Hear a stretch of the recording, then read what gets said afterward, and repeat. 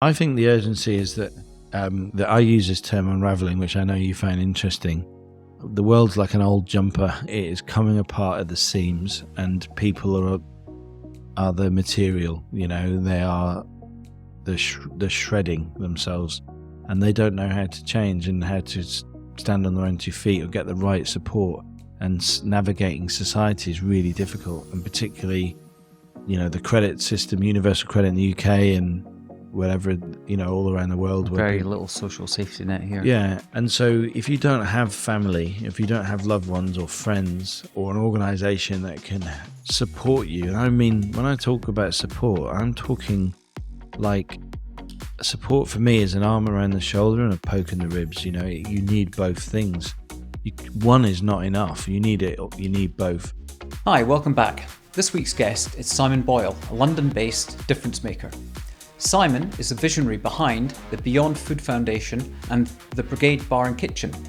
Since 2004, he's worked tirelessly to help homeless people across London rebuild their lives, imparting his passion, skills, and knowledge of cooking and food.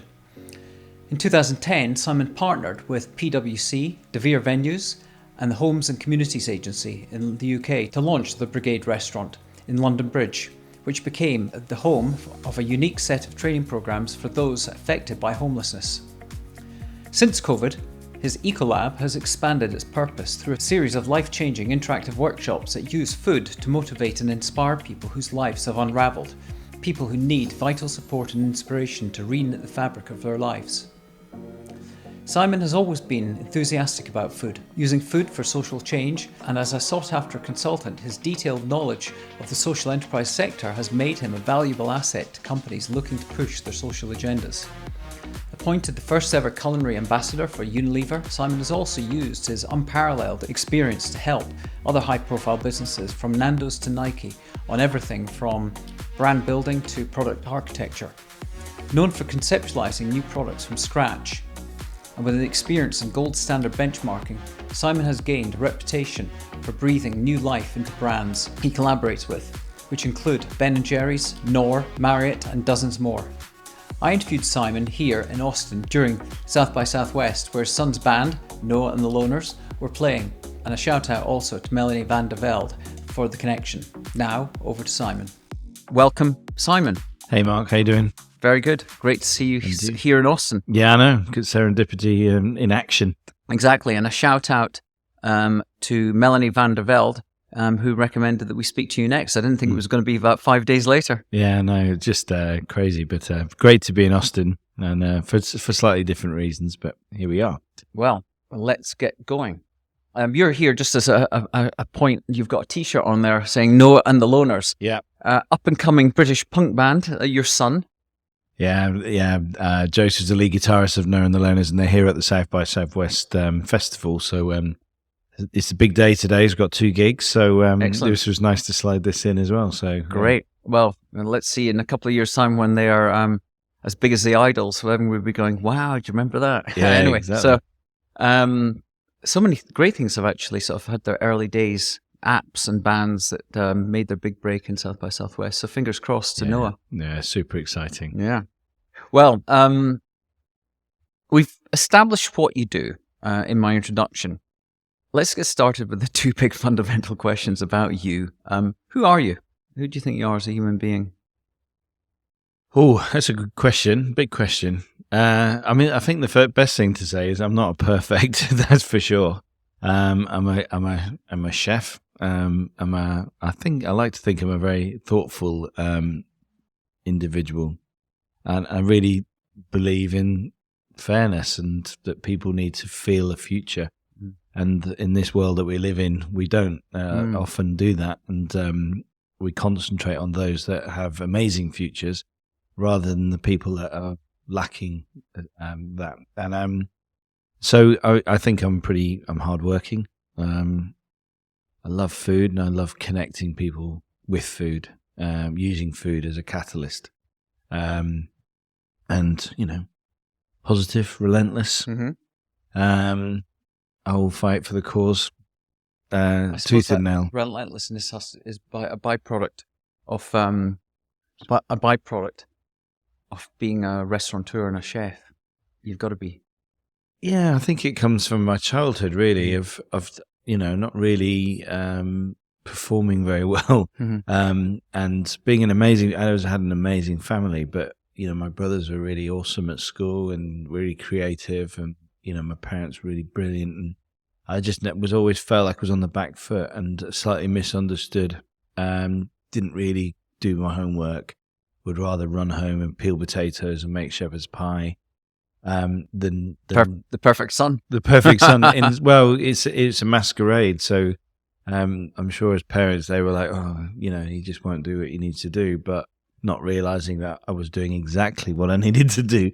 I live that with my own son now. He's playing guitar at 18 years old rather than I don't know, doing a maths degree. He's doing a music performance degree. So doing what he loves to do. It's funny that so many people, when you talk about people's upbringing and schooling and education, the standard thing is you get pushed into a system where you're expected to go and focus on getting to university to do medicine or law or business or marketing or whatever. Rarely, I don't think it's in many schools would ever sort of guide people into restaurant, into hospitality or being chefs. It's not something that career guidance, certainly in Britain, and I'm assuming you were sort of like 80s growing up, that it wasn't really around as a career guidance, as a pathway to economic opportunity. Yeah, I'm not the best person to talk about education because I really believe it's broken. Like, we do not understand that we're dealing with individuals, and individuals learn in different ways and have different skill sets, which usually you don't realize until they're way above 18. So I it's really difficult, and I understand. There's you've got 30 kids in a class, and somehow you've got to keep some law and order and structure. But it is, for someone like me anyway, it was really difficult. But there must be some ways of being able to pull out people's kind of passions earlier, so that you can focus on the things that they do very well, rather than what we tend to do is focus on the things that we don't do well, and it's crushing for people. Were you aware of that as you were growing up? Did you feel as if you were being ignored, your talents, your interests, by the system? By the system, not by my family. Uh-huh. My family were really supportive, and as much as they wanted me to do well at school, they understood that there was something going on, which was quite interesting. So, I was spending my weekends cooking. I understood very early on that if I made biscuits, for example, that my family would sit around the table. We might argue and kick each other under the table or whatever, but it was togetherness. And so my parents really went with it. They did try and sit me down and, to do my maths or whatever, but it didn't really come easy. So do you think that sense of being ignored or let down by the education system, not your parents, stuck with you and had an impact on? Yeah. I mean, even now, I'm 50. I've just turned 50. Even now, pretty much on a daily basis, I will draw on that as a power to help people that have lost their way. And that they might have lost their way 20 years ago. It might be through some form of trauma or a negative experience has happened to them. But, invariably, a lot of the people I meet are people that felt let down by society, and that often it was at school. And even now, the young people that I work with now, I can see that, we work with a lot of pupil referral units, and you can see that they're very grateful to get to those units because actually they teach on an individual basis, whereas in the mainstream school, if you don't fit in, then you stick out. So in answering that first question about who you are, you've sort of answered also the second question, which is who or what made you you, and clearly your parents had an impact. Were there any sort of teachers and mentors or any other early life experiences that set you on this direction and embedded those core principles and values of wanting to be in service of people who are maybe left behind? Yeah, I mean, when I was younger, I didn't realize that's what I was going to do. I wanted to be a chef, so I was influenced by lots of chefs. Early on, it was through the Savoy Hotel when I was an apprentice. I wouldn't say my experience there was mixed. It was an amazing experience to be working at the Savoy at 17 years old was quite incredible. How did you manage to get your foot in the door there? Well, I'd been at a college, and the same thing happened. My dad had dragged me down to the local college and said, you've got to do something. Go there. And the same thing happened at that college. We were treated the same. They had very little money. We had too many people in a class, blah, blah, blah. So I stepped out and started to dip out of it, and happened to be in the student union having a few beers when my classmates came in with suits on.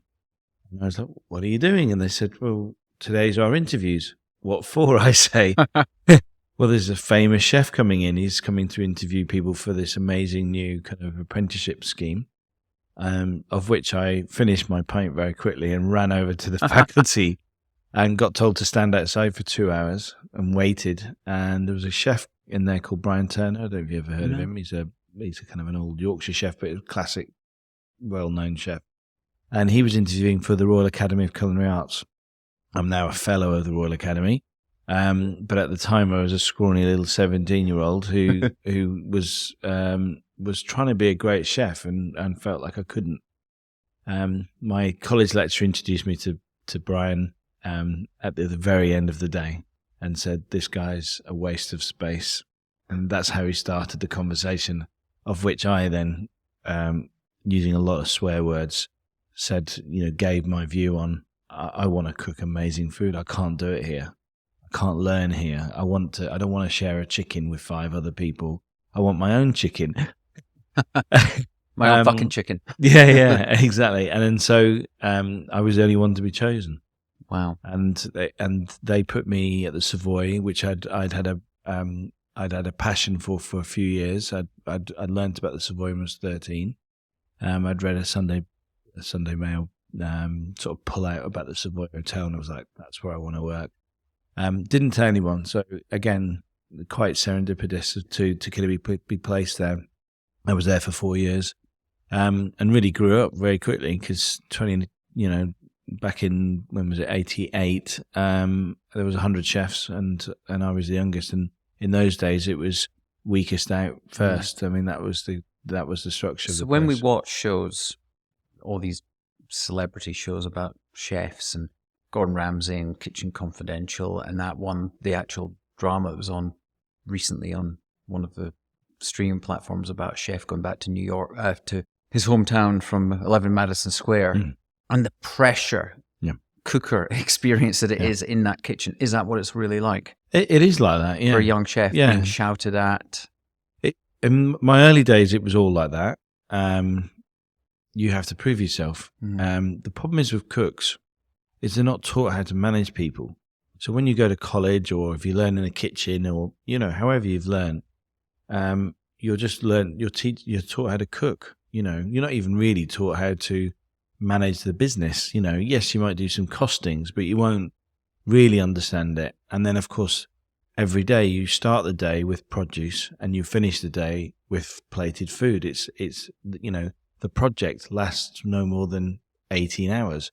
So the pressure builds all the way through the day. Now, if you add that to the fact the chef's got a name and, doesn't want to be ruined by you, or you might have, investors that are, or maybe even you've put everything on the line, like I have done several times now, and it's pressure, and you're not taught how to deal with pressure. And so there's only one way of that manifesting itself. During service, you've got an hour and a half window of, between the first starters and the last mains, and boy, better be right, then it can't go out wrong. So it's an interesting dynamic, but it is changing, and people are working less hours. They're trying to change timetables now to rotating systems to try and make it a little bit easier. The kitchen at Brigade is very calm. So, and that I want that because of my experience at the Savoy particularly. I think I mentioned to you when we first met for coffee the other day that Sam and I had been involved with a a chef in New York called Robert Marchetti, and doing a podcast for him called The Raw Hospitality Show. He did a couple of series. And one of the recurring things that came up through that, and it was during the back end of COVID, is just the mental health impact. Not only has it always been an issue because of late hours and the pressure, but with COVID on top of that, that had a really bad effect on a lot of hospitality staff. Yeah. Is that something that you've been aware of in the UK? Oh, I mean, hugely. I mean, effectively, Beyond Food was a homelessness charity. And as you know, I've changed the strategy, and since the change, we've fast become a mental health charity. I mean, we still talk about homelessness, and we still obviously talk about hospitality as a broader industry that we work in. But absolutely, but it's also, it can be about good mental health as much as poor mental health, because the camaraderie that you get in the team spirit that you have is much stronger than you would get in an office, as an example. So it's got, I would say it's got pluses and minuses, but you've got to be really careful. You can't be treating people badly. You can't be speaking to people badly. You can't be derogatory because they've not placed a piece of herb in the right position. And you don't know what's going on at home or what's gone on in the past. And so it can trigger all sorts of stuff by being treated in that way. So I think the industry is changing. There's great charities like the Burnt Chef Project and others that are doing some really amazing work in trying to think about, how chefs are and are they being looked after and so on. But like I say, in our kitchen, it's all about respect. People are employed because they want to work within the confines of what we've created, this sort of social enterprise and charity. So if they don't like it and they come, and we all find them out and weed them out pretty quickly. I mean, from what I've read about you, travel has played a big part in the work you've done. You're not your traditional linear path to being a chef and a restaurateur or anything like that, because you've got an entrepreneurial side to you, and you've worked in corporates and advised corporates and continue to do so.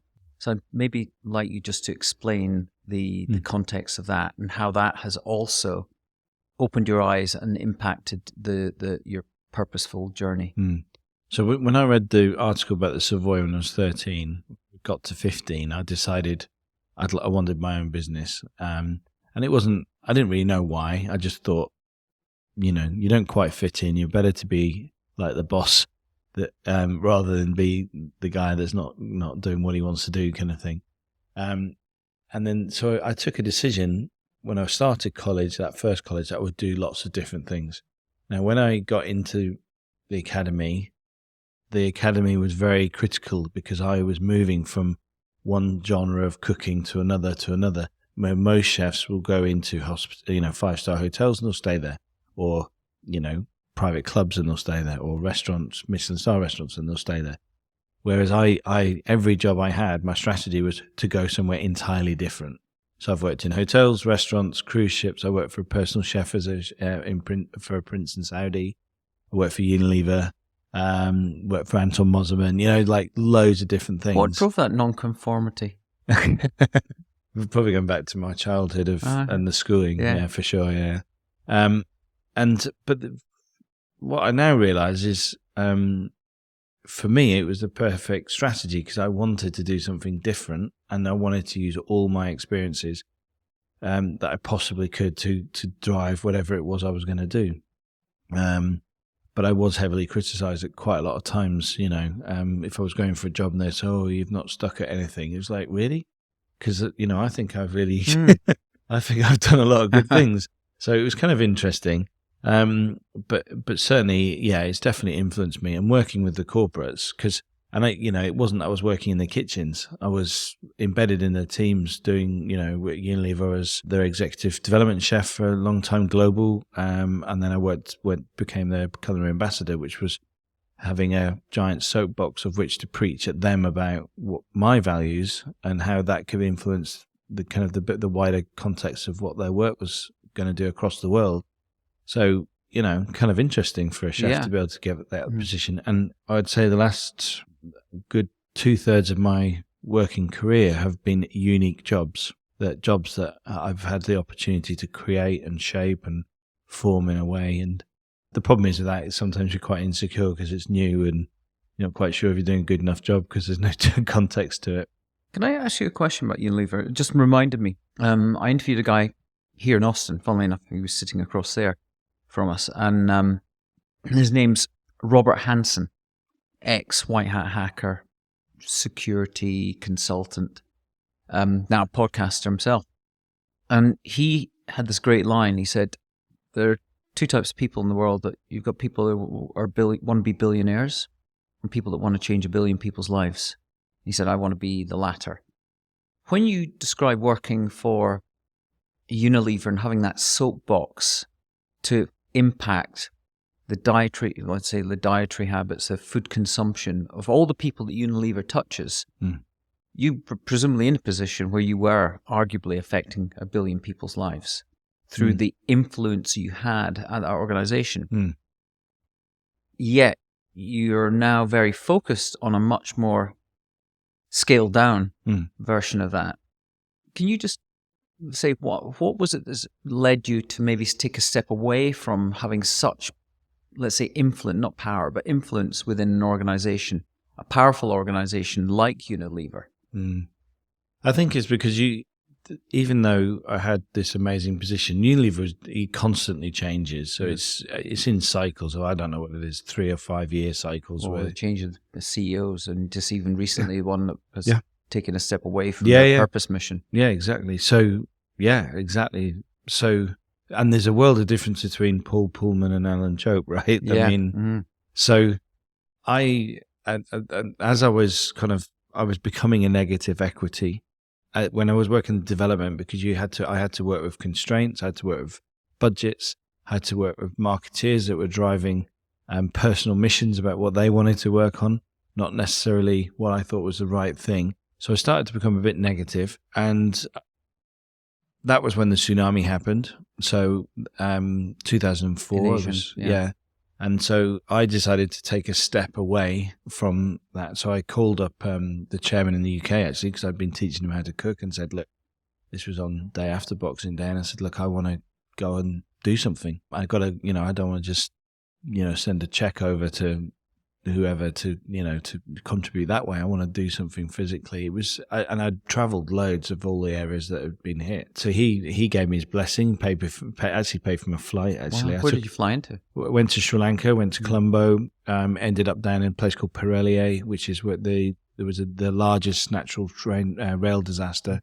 It was hit by the... Do you know you would have probably crossed paths with one of our other guests? Dan McDougall and Navdeep Dalawar. They were BBC foreign correspondents, and they were there at that train. So I arrived 2 days afterwards. The Italian army had buried 2,500 people in the dunes, just on the outside of basically there's a jungle there, kind of, and about another 2,500 people had died in the surrounding area. But a lot of people had gone into the jungle and were petrified. A very poor area.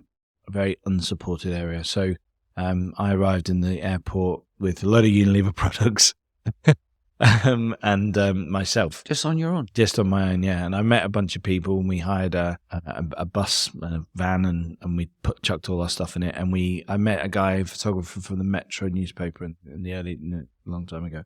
And he said, look, you've got to go to this thing. There's no one helping. The Italians have moved on. And so we arrived, and it was utter chaos. Very sad. And that's where I learned about displacement. And so really, can you imagine returning back to Unilever, having experienced that? I was there for a while, having experienced that, life couldn't continue. So it was funny because I was called into a meeting my very first day back. I was very disheveled. I'd had quite long hair before that, and I'd got massive head lice. So I'd shaved my hair off. I was pretty rustic looking and completely broken because of what I had experienced. Must have witnessed some horrific. Yeah. So when I got this request to go to a meeting, I was in a little meeting room, that you get in offices. thought, I wonder what this is about. And my boss was there and he was looking a bit sheepish. And I'd always had, he was a great guy, but we just clashed because my vision of what I was doing was different to what they needed, really. They just needed someone to toe the line and follow the brief. And then walked somebody from HR, and I thought, oh gosh, they're going to let me go. And so I was like, day one, coming back. And I said, oh, before you go anywhere, it's all fine, don't worry. My world has changed. What do you mean? I said, I think you're going to let me go, so it's okay, And they were like, we're not going to let you go. We want to change things. And that's when they gave me the Culinary Ambassador role. But I had changed big time. And so I basically negotiated, said, look, I'm happy to work with you. I would love that opportunity, but I need to go and find out what I want to do. And so they gave me the space and the time to do it. And I was there for another 3 years, balancing, creating a social enterprise and being the Culinary Ambassador was truly unique. And I think that's why I love working with certain corporates, because I do believe there's leaders within those organizations that really understand that they need people to challenge them and think differently. Well, that leads nicely on to what you're working to achieve before you leave this mortal coil. A few years yet, hopefully. Yeah. I said in the introduction that you formed Beyond Food as a non-profit charity, registered charity in the UK. Could you just describe that genesis of that and why you're doing that specifically, and maybe just sort of give us a genesis story? Yeah. So when Unilever did give me that space and time to think about what to do, I was involved in a program called Unleashed, which was taking kind of certain people within the organization that could change culture within Unilever and externally of it. And part of that process was to expose us to people like social entrepreneurs and charities and causes and to bring it back into the firm. And of course, the risk was always they would lose people. And I was one of those people that kind of grabbed hold of the opportunity. The experiences that they gave us were phenomenal, and I did put them back into the firm, but I also took a lot out of them, and so realized very quickly that I needed to form my own organization. It started off as an events company, actually, so using food to connect people. And it wasn't always a charity, it was a business to start with. I mean, social enterprise was pretty not unknown really, at that time. Yeah. But I wasn't very good at running a business, so I would fluctuate from having... So when you were saying you're doing events, so you would organize dinners and invite... Started in people's homes, so I dry-lined my own garage and turned it into an industrial kitchen, and that's how it started. So I'd rock up because I was working at Unilever, so I was rock up on a Friday or a Saturday and do parties and events and things, and that gave me the money to then do like communal stuff. And so it started that way. Then I realized that the garage wasn't big enough anymore, frankly, because I was doing pretty big things. So I took on a farm building in my local village in Surrey called the Chicken Shed, and I built a cookery school and a meeting space. And the idea was I'll bring locals in to kind of share food and, local businesses to kind of think differently. Didn't get a single booking. Didn't do a business plan at all. Thought it was a great idea. Local companies didn't get it. And then suddenly I get the odd call. Usually it started with Unilever going, "Can we borrow your kitchen? We'd like to think something through." And then I'd go, "Yeah, cool. Would you do like a sandwich lunch?" "No, I don't do a sandwich lunch." "You can cook lunch with me if you like." And so we'd cook lunch, they'd have a meeting, then they'd say, "Simon, would you just drop in and chat to us about what and suddenly I realized the power of what I was doing, and then I was focusing on the wrong the wrong target group. So I started focusing on massive corporate businesses. And at the Chicken Shed, there was no phone line. There was a phone line, but you couldn't get mobile signals. And so people really did some good work there. As an example, no interruptions. Cooking. So as a great example is Richard Branson came there with the managing directors of all the Virgin businesses who were challenging towards each other, and they really sorted their relationships at the Chicken Shed. So very quickly I realized food was a connector. From the Chicken Shed, we moved to Soho in the House St Barnabas, which was a homeless organisation, and they'd closed the building down because it wasn't being kept up to modern day standards.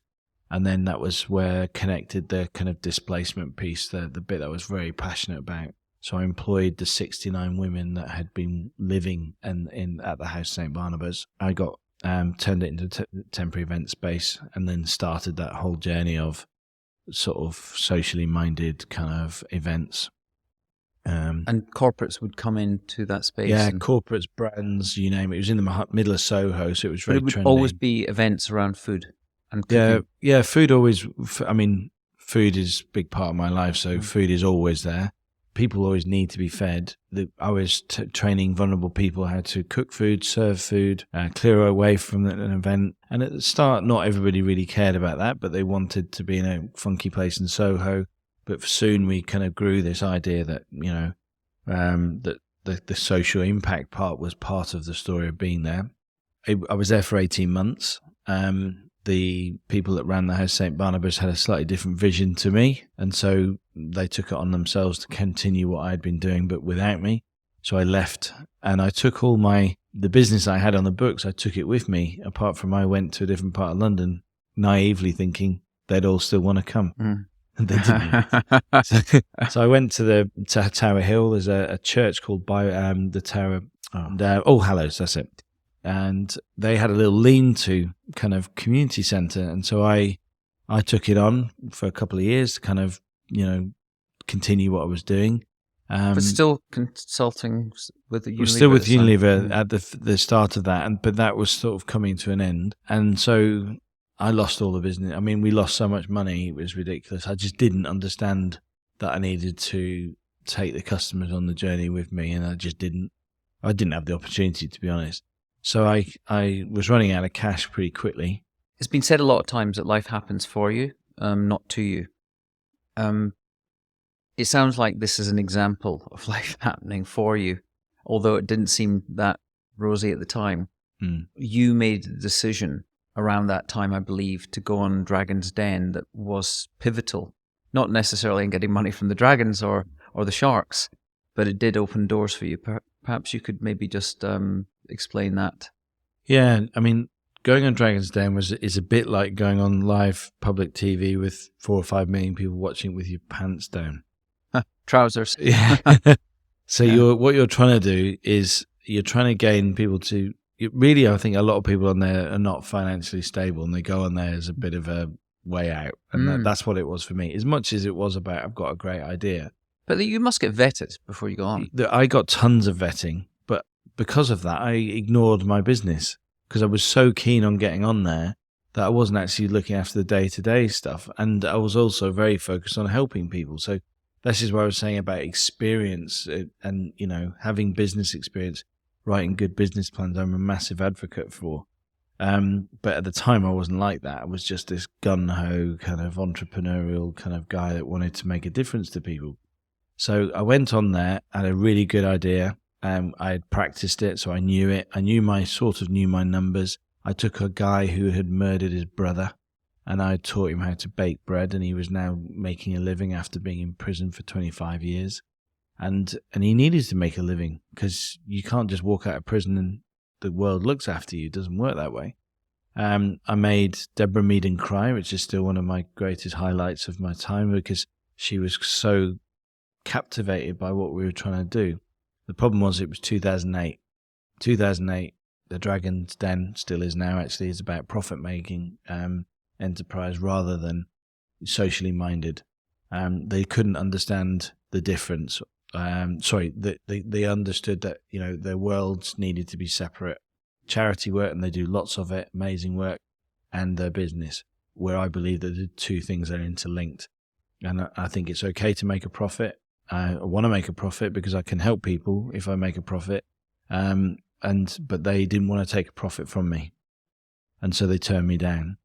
As it happens, I got somebody was watching and who believed in me and believed in what I was trying to do and was also cutting his teeth into sort of social investment. And so he gave me all the money, plus actually, to help me get onto the business, get back on its feet. I also did something called Spark Challenge, which was like a social entrepreneurs style Dragon's Den, not a TV show. And I met PwC there. And PwC. PwC as in the consultancy company. Yeah. So they're accountants, auditors, and consultants. And PwC, like Unilever, wanted to make a difference. They were building a new head office in Tower, just opposite Tower Bridge, in More London, which is near London Bridge Station. And there's an old fire station in the front of it, and it was derelict. And it's been derelict for years and years. And actually, in More London, I don't know if you know that, but it was full of homelessness for a long time. And PwC had been in that community for a long time. So understood that, number one, they wanted something proper to go into that fire station, but they didn't know what. But they wanted to sort of influence it. They understood that they had a position in the community, and they needed to uphold the community and help the community. And then I came along with an idea. And that idea was to turn the whole place into a social hub. That suited PwC very much. Here comes the interesting part. So, because I told a very big white lie, two actually on the same day. So one was I'd found through meeting PwC that they were very socially minded and understood about social business. I also knew the DCLG, which is the Department of Communities and Local Government, where homelessness falls. And I knew they had a shortfall of money and ideas. And so I very quickly went A plus B. And so I called up the person I knew at the DCLG and told them that PwC wanted me to open this amazing homelessness restaurant. And I did the same thing to PwC, vice versa. The DCLG guy said, I can only give you 800,000, but only if you've got PwC as an idea. And so I got off the phone and rang my contact at PwC and said, and I had a very fraught 2 weeks of, and eventually got everyone in the same room and was really honest and said, look, this is what happened, but isn't it a good idea? And if we did it together and learned the power of partnership, because I'm not a brilliant business person. I'm much better now than I used to be, but I can do what I can do really well if I've got good partners and they do what they do really well. And that's why Brigade really ultimately is work. So that was 2000. We opened in 2011, September. We're still going strong now. We've gone through a pandemic. We're going through the world's crisis, what we're going through. We've supported over 7,000 people.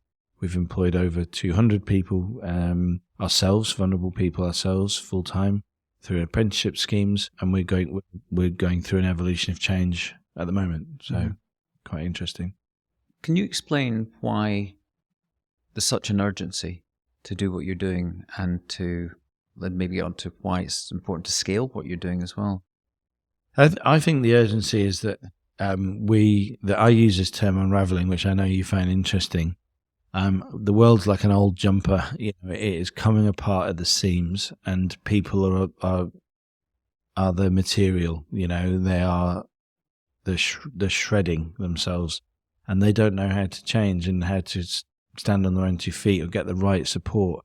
And navigating society is really difficult, and particularly, the credit system, universal credit in the UK and whatever, all around the world. Very little social safety net here. Yeah, and so if you don't have family, if you don't have loved ones or friends, or an organisation that can support you, and I mean, when I talk about support, I'm talking like support for me is an arm around the shoulder and a poke in the ribs. You need both things.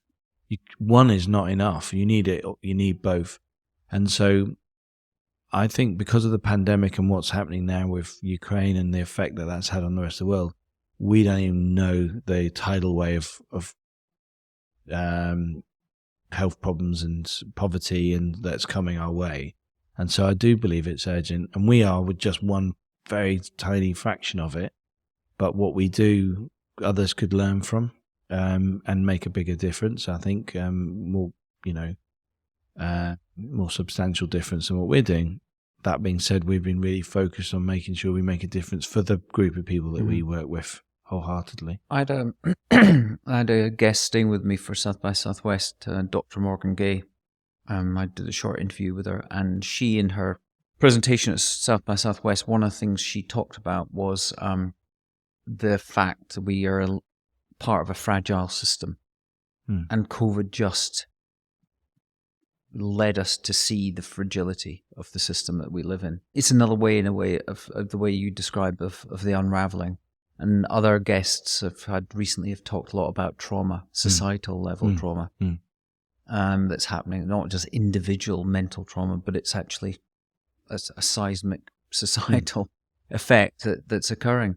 And it sounds to me like what you've done, just through the serendipity of these relationships you built with people like PwC and the person that called you to support you in the early ventures, you built what sounds like if we think about it as design thinking, you've built a prototype for something that can actually not just address homelessness, but now, as you say, a broader issue that people are feeling, this unraveling. That prototype is presumably is a proven prototype that is working, that is actually getting people back into a system of feeling worth, having a sense of self-worth, purpose, and value.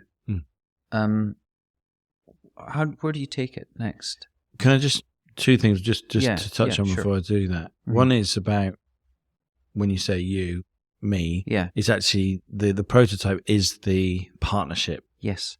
That I have with PwC and the foundation that I created has, because neither of us would have done it on our own or could have done it on our own. It's just a really important point. No, I think that's really important. Yeah. And had the power of relationships and partnerships. And we always thought part of what Brigade was about was that people would look in and go and do their own versions. So Brigade is the restaurant, yeah, and Beyond Food is the charity. Right, okay. And the idea was, we always thought, well, we'd do this thing together, which was a social enterprise, and help people, which we do, and continue to do. But other people would emulate and do their own version. But that is not really happening. Not as much as we would hope. So that's just one point to sort of make. The other thing is about trauma. And the reason why societal trauma is going to be devastating is because I know from the work we do with our homeless trainees and apprentices that we work with in the past, the trauma usually happens 20 years before we reach them, before we got to them. So you're almost at a point of you can't help them, because they've gone through so much challenge, so much trauma, so much exclusion, that actually it's really difficult to help them. And we do help them, but it's really hard work. Now, I'm not sure everyone's got the same passion to keep going as I've got, and the relentlessness that it takes. But when I look at kids now and the people of referral units that we're working with, you can see if I had just helped some of those people 20 years prior to it, it might have been a different thing. But what happens if we don't do this now? Like all those kids all around the world that didn't get the right education during the pandemic.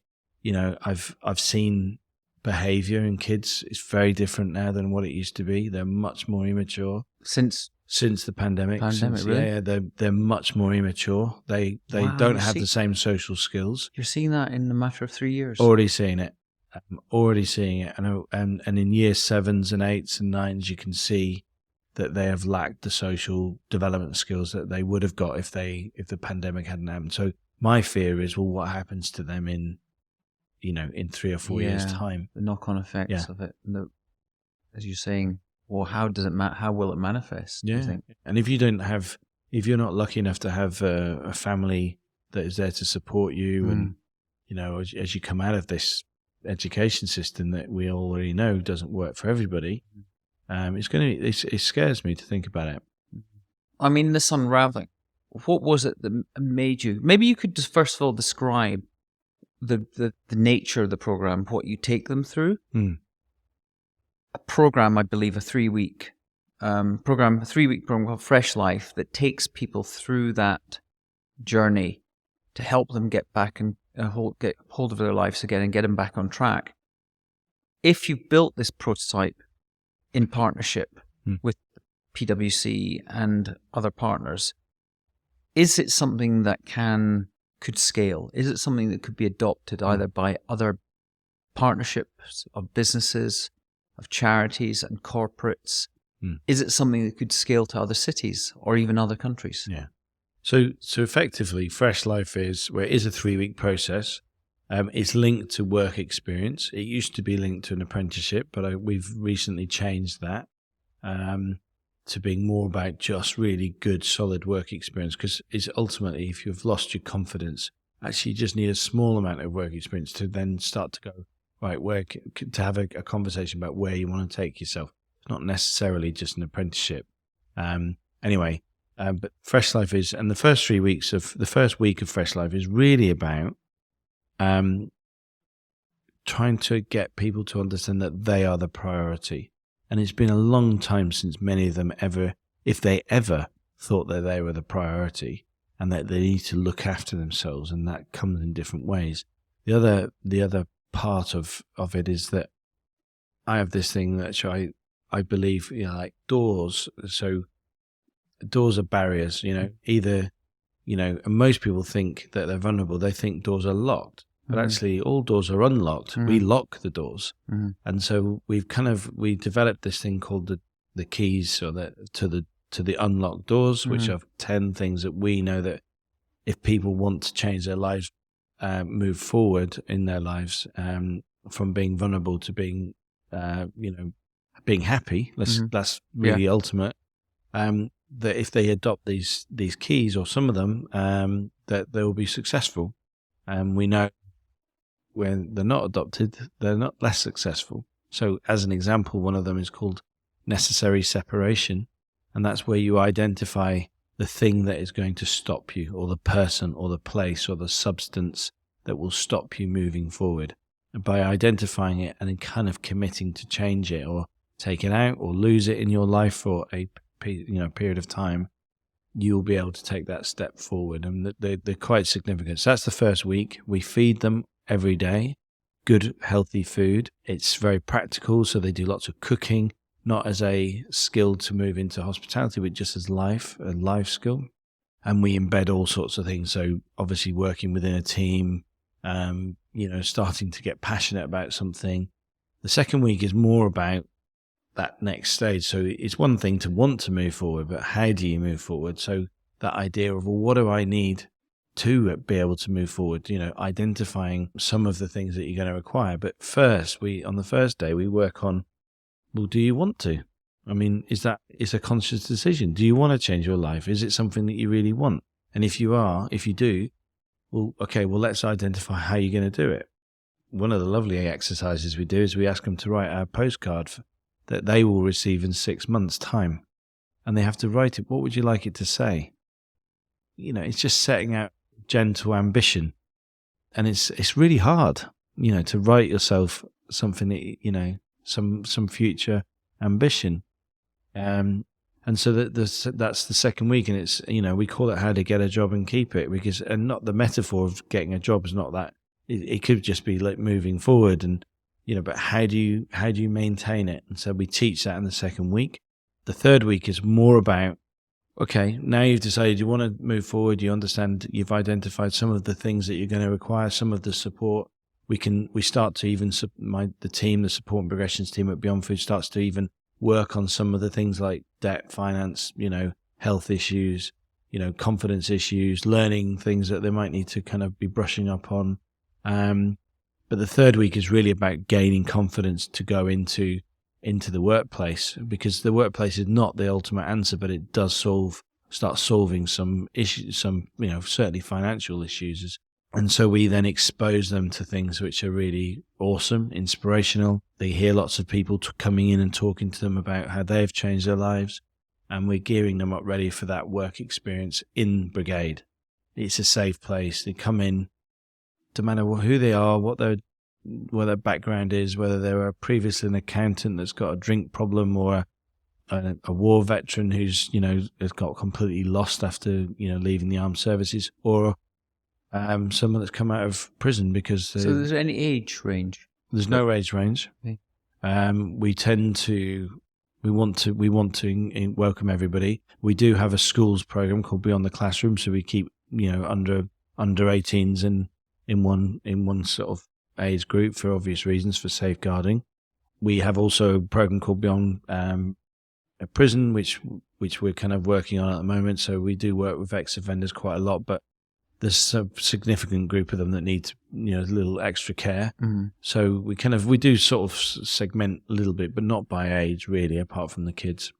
And then the work experience is so important because it's suddenly, and we're not a backstreet cafe, we're a nice, pretty cool restaurant, and it's everything's smoked and barbecued, and so it's it's wanting to be adventurous and inspirational. So by being allowed to go into this restaurant and work, it's suddenly like, wow, I can do this. And at the end of that process, we don't care if they want to stay in the hospitality industry or not. It doesn't really matter. But if they've got the fire in their belly and they've got the opportunity and they know that we will support them into finding the right thing for them, then it's the possible is just immense. From an employer point of view, they're getting somebody that's really well supported and loyal, because they've lost everything. So, if you find a job that you would be happy at, you would stick at it, wouldn't you? So that's the secret. To create a bridge between them going through the program and then finding opportunity, are you using your influence, let's say, and your reputation? Could you use your influence and reputation to then give them pathways more into corporate type roles? Yeah, so the something really, if you look at the pandemic, the really positive thing that's happened at the pandemic, if there is anything, is the change of people's mindset. So personal people they've decided, I don't want to do this anymore, I want to do something else.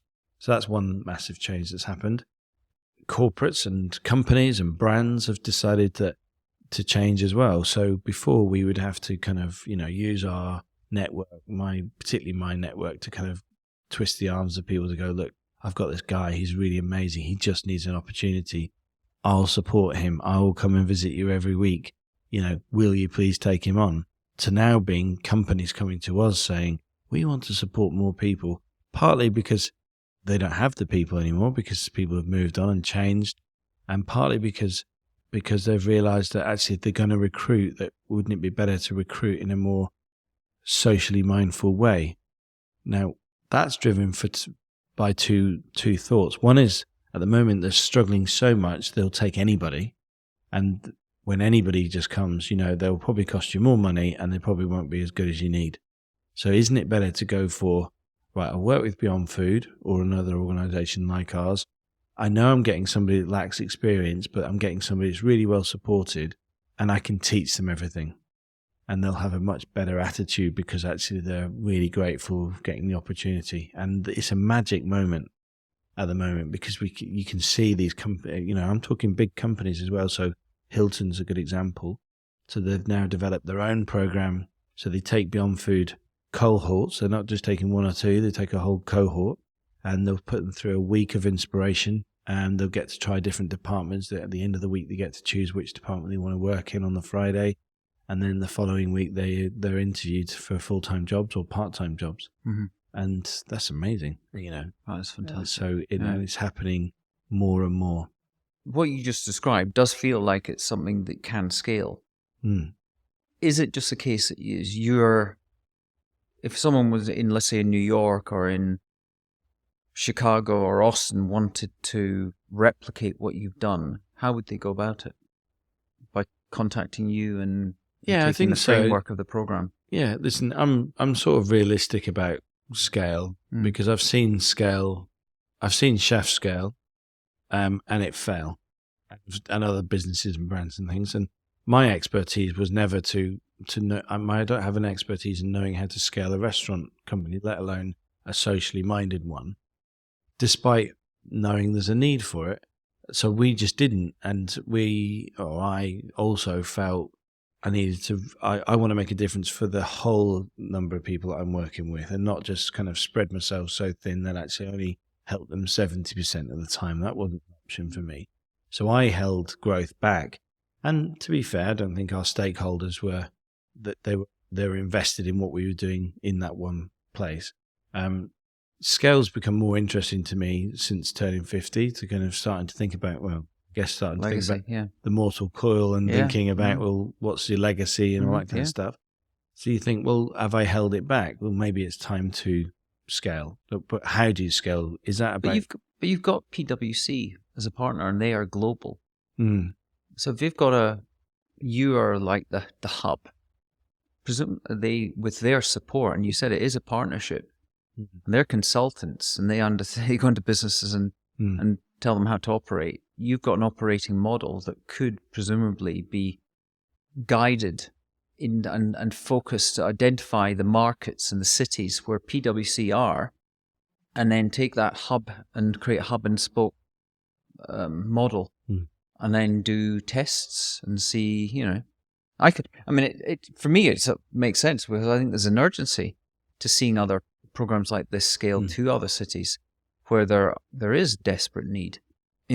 I could see something like approaching Robert Marchetti at Neuhaus, and he has his restaurant Spaghetti Tavern, and saying, okay, get Robert in a room with PwC in New York and saying, and you get you together and say, how do we do this in New York? I would love. I think that would be in the 3 to 5 year period, in the next 3 to 5 years of us doing that. There's a couple of things that we want to do to scale in London first. One is just in our own building, because we have refurbished downstairs just before the pandemic, and we didn't do upstairs, and so growing, and that's about growing capacity. So just changing our landscape because we can help more people just where we are. Then you've got London and the UK, and like I say, ego sometimes can push you to do things that you could lose the grip of pretty quickly.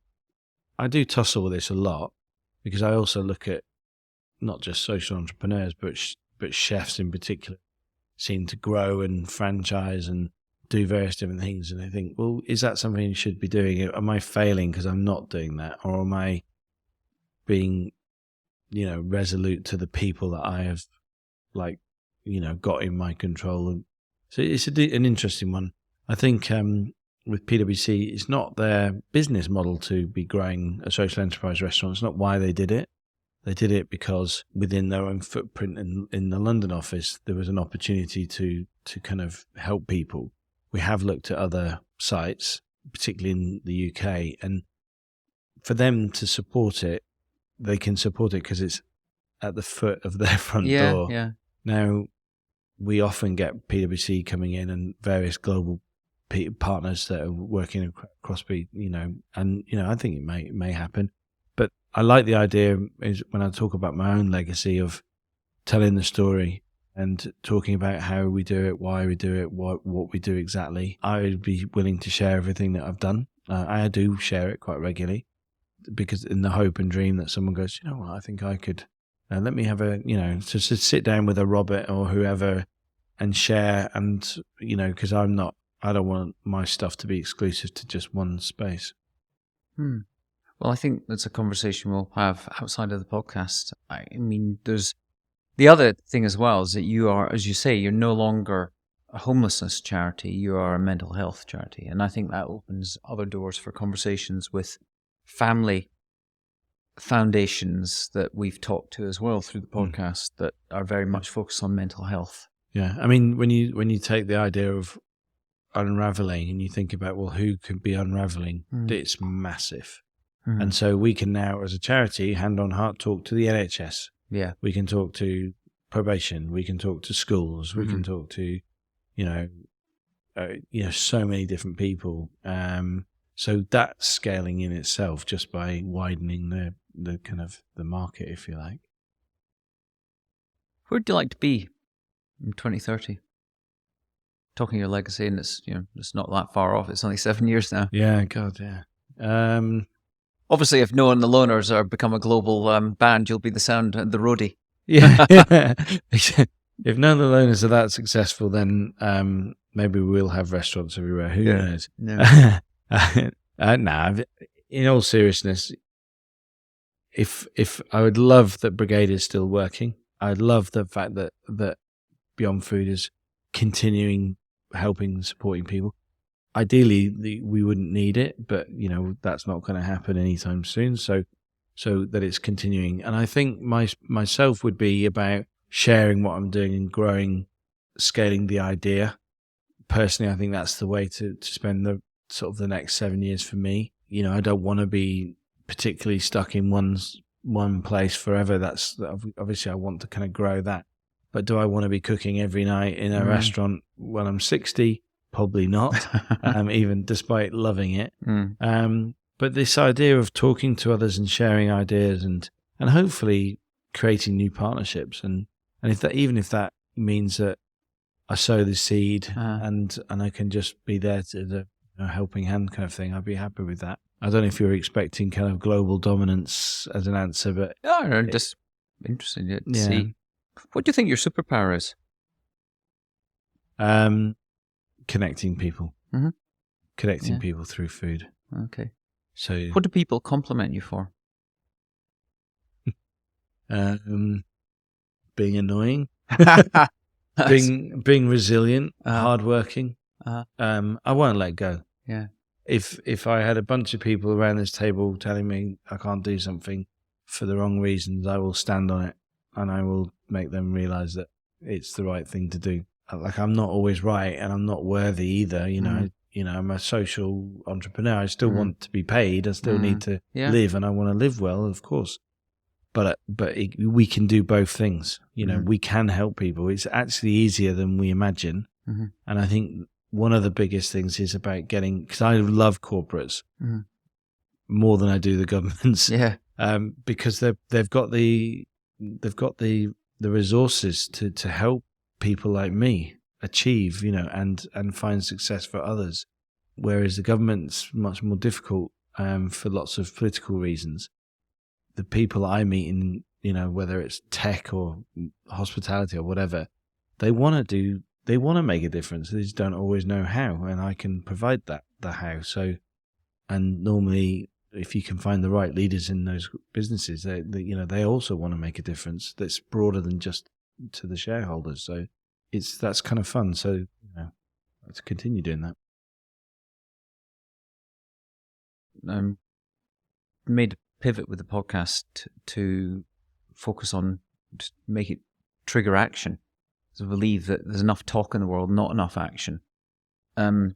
So the question is, what actions can business leaders or people take to drive the change and impact that we need in the world? Yeah, so I think one is abolish lip service to social impact. It's not just about your brand ticking a box. If you want to make a difference, make it for all the right reasons. Use your expertise within your organization to make a difference, and that difference might be to support someone like me, because together we could do something quite amazing, and there's lots of people like me in the world. And don't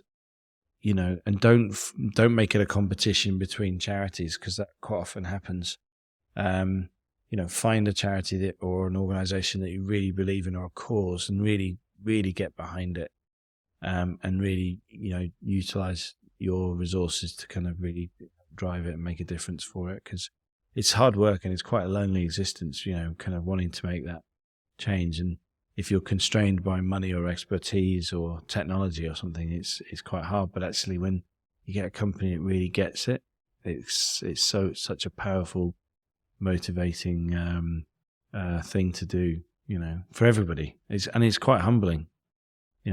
Good thing about Beyond Food and Brigade is if you're a corporate and you come to have an event there, or we do these amazing takeover events where the corporates work with the team to run the restaurant and they bring their clients in. It's they're groundbreaking, but working alongside someone that's changed their life, and when you have if you're, you're butchering or peeling carrots or something alongside them and you're chatting about what they've gone through, you realize, God, it could be me. Oh, it could have been me, And then you realize that actually that person is probably more powerful, in as much as they've made more change in their life to get back on their feet and to move forward than they'll ever make. And it's quite an interesting dynamic. Fascinating. One of the other things that my guest that was staying with us for South by Morgan said is in terms of her future trends, is the emerging importance of the table as a symbol of connectivity. So we're increasingly seeing moving to a time of connectedness, a connection over competition, where people need to come together around tables. And when you're on a table, it's usually around food.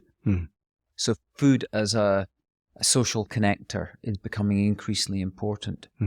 So not just in a traditional restaurant scene, not just at home, but in these designed social events. And it feels like you are at the center of that with what you're doing with Beyond Food, of orchestrating connectedness and the opportunity for people to bond together over new ideas and build new relationships. Yeah, I mean, and listen, it's not a new thing. If you think of historically it's always been the way. Yeah. But I think what's happened in the latter years of the 20th century and the sort of the beginning of the 21st century, we've lost sight or we've lost touch with the power of the table and food to bring people together. Yeah, I mean, as the pandemic faded away and people started to return, not that they've returned in full, but they are returning. The first thing they did as companies were doing, were encouraging people to come to a restaurant to sit as a team and have some food. In some cases, what I've been doing, because we run a cook school as well, as you know, and we use that cook school to kind of get people to kind of work differently, engage with each other differently. Many of the companies that have come to Brigade and support Beyond Food, they haven't actually met each other before physically. And they've been working together for a year, 2 years. It's an extraordinary idea that, so food is like the first port of call, let's have lunch, let's have dinner, let's cook lunch, even better as far as I'm concerned. The cooking, the working together in a different way to have a different conversation, a more engaging conversation is what I love. And I think it is very powerful. And of course, the easy way to support an organization like Beyond Food is to come and utilize the restaurant. It's just very simple concept. If you eat there and have a drink there or use it's private dining or whatever, you're automatically helping people. And you can get involved. You can mentor, coach, give an expertise. So it's important to do that. But yeah, no, I think wider events. My wife's got an organization that runs purposeful events. It's a driving trend for sure.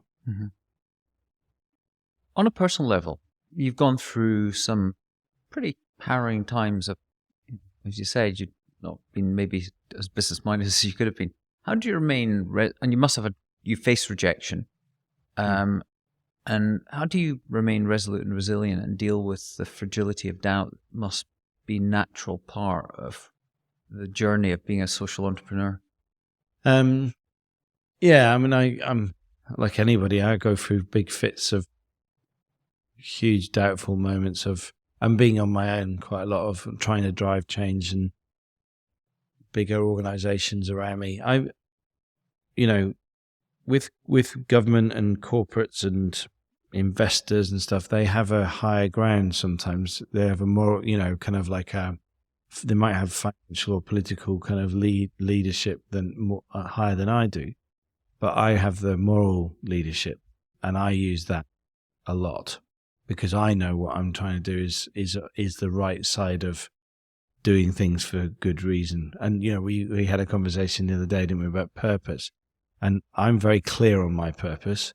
And, usually if I'm with anybody, it's because I've driven that meeting because of the purpose that I've decided. I don't know anyone that's had, has got such a clear sense of purpose than I do. And so usually when I'm there anyway, so I use it, and that's my resilience model. But yeah, I have times where I have to talk to people that more have better education and more intelligent, maybe have much better resources, more technology, but they haven't got my driving purpose. And so, but I also understand that we have to negotiate, we have to compromise, we have to work together. We have to be, in the true sense of the term, have a meaningful partnership.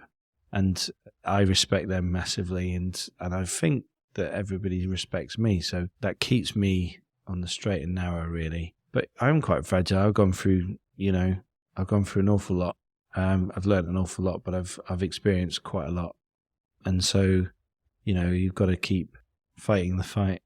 Well, on that, the goal of the podcast is to engineer serendipitous connections and facilitate what we're calling random collisions. They're not really random because they are actually intentional collisions, but random collisions are between people who never otherwise connect or collide or collude, let's say, I think you said the other day. So are you open to us connecting you with other guests and tapping into your connections as well, based on our belief in the power, the potential value that it will lead to? Yeah, no, absolutely. I'm excited by it. And I love the way that you can meet someone and kind of it deviates from where you were originally thinking, but it takes you on a new path, which is, could be incredibly exciting. So absolutely. Thank you. I look forward to that. And we end up doing some of when we get to doing events, which we're planning to do, maybe we have an event at Brigade London. Yeah, please do. Yeah, and if you need some food in somewhere else, give me a call. There you go.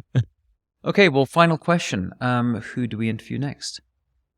I'm very tempted to say the whole band of Noah and the Loners, and of course, you're very welcome to do that. Maybe tonight. But I've with my cause, and I use food as a catalyst. I find that really interesting, and I'd like to do someone similar. So a very good friend of mine, his name's Maff Potts. That's MAFF Potts, double T, and he runs an organisation called Camarados, and I find him. Number one, it's all his fault, and I'm working in the world that I work in, because he was the guy at the DCLG, and he's done all sorts of amazing things. But the Camarados is just an incredible organisation, and it creates public living rooms. And there's some in America, so it's mainly UK based. But this idea that if when people become vulnerable, it's usually because of people, and the relationships have broken down, and that drives a certain vulnerability. And if you are somebody that then exercises and some kind of addiction or social exclusion or however, no matter what where you come from in life, where do you go? And Math's really centered on this idea. Well, most people that are vulnerable won't go to the doctor and talk about it. They might struggle to go to a church, or they might. Where do you go? If you're an accountant and you've got a drink problem, where do you go? It's really difficult. You might, or a gambling addiction, or I don't know. You lack confidence to be able to have a conversation with anyone. So he creates these public living rooms, and they're incredible, and they're a lot of fun, very colourful. Interesting, but it's a place to have a conversation with no airs and graces. So yeah, Math. Okay. He happens to be the most incredible jazz musician you've ever heard in your life, which is how I met him, on a ship, him playing piano and me cooking. Wow. And so again, he uses music as a form of. And where's he based? People. Near Oxford, Wallingford. Oh, okay.